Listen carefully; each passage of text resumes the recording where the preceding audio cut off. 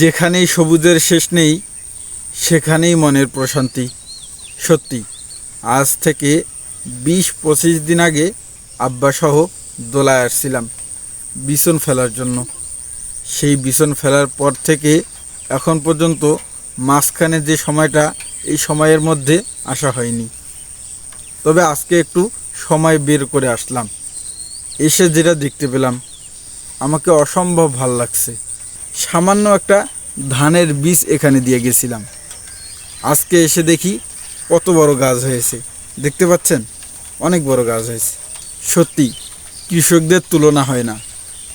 কৃষকদের মাথায় কোনো টেনশন থাকে না, কৃষকরা পেরা নিতে চায় না, তাদের জীবনটা তারা স্বাধীন মতো কাটাতে চায়। সত্যি এই জন্য আমি আব্বার কথা বারবার বলি যে আব্বার জীবনে কোনো কষ্ট নেই, কোনো প্যারা নেই, কোনো চাপ নেই। সকালে উঠতেছে, ফজরের নামাজ পড়তেছে, ফজরের নামাজ পড়ে সে মাঠে চলে যাচ্ছে, টেনশন ছাড়াই সারা দিন কাজ করতেছে। আবার দিন শেষে বাড়ি ফিরতেছে, বাড়ি ফিরে সুন্দর করে খাওয়া দাওয়া করে ঘুম দিচ্ছে। সত্যি কোনো প্যারা নাই, কারো প্রতি কোনো অভিযোগ নাই।